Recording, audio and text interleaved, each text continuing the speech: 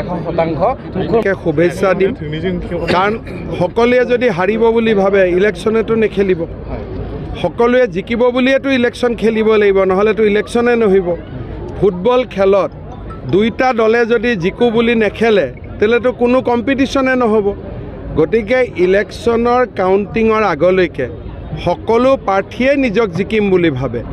কিন্তু জয়ন্ত বসুমতাৰীক চিডলিৰ ৰাইজে সুন্দৰ কৰি সংসদ পাতি পঠাই দিছিল আৰু মই বিশ্বাস কৰোঁ যে UPPL দলৰ প্ৰাৰ্থী নিৰ্মল ব্ৰহ্ম এইবাৰ আগতকৈও বেছি ভোটত জয়লাভ কৰিব স্যাৰ এটা কথা কৈছে যে BTCৰ কাৰণে প্ৰথম কথা BTCত আমি যি ধন আৰু পুঁজি আগবঢ়াওঁ তাৰ হিচাপ নিকাচ গোটেইখিনি BTCবাসী ৰাইজৰ সন্মুখত আছে এনেকুৱা যদি টকা খাব পৰা ব্যৱস্থা আছেই প্ৰমোদ বড়োতো 4 বছৰ থাকিলে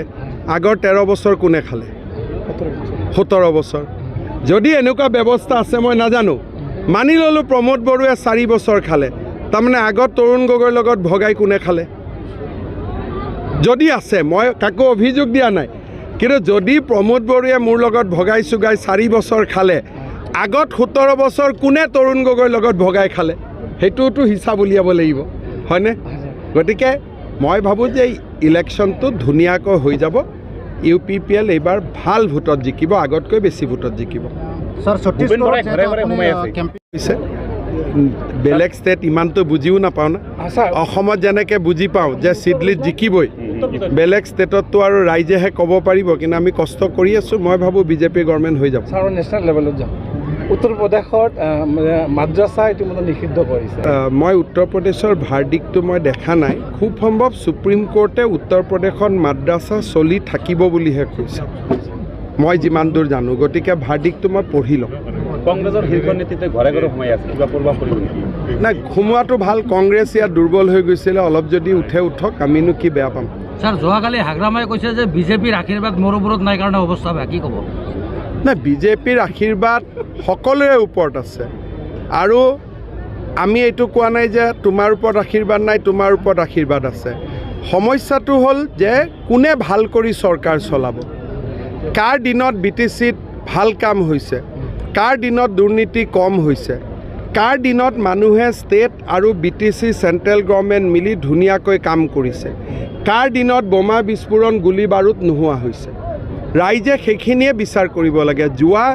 মই এটাই কথা ক'ম যে মই চিফ মিনিষ্টাৰ হিচাপে কোনোবাই যদি মোক সোধে যে আপোনাৰ আটাইতকৈ ডাঙৰ ছাকচেছ কি এটা ডাঙৰ ছাকচেছ হ'ল যে BTCত সম্পূৰ্ণ শান্তি লৈ অহাটো কোন মুখ্যমন্ত্ৰী আগতে দুৰ্গা পূজাত কোকৰাঝাৰ অহাৰ কথা ভাবিব পাৰে কোন মুখ্যমন্ত্ৰী আগতে বাসুগাঁৱত দুৰ্গা পূজাত ইয়াত পূজা চাব অহা পাতিব পাৰে মইতো সদায় তেজেৰে ধোৱা মানুহৰ শৰীৰ চাবৰ কাৰণে আহিছিলোঁ BTCত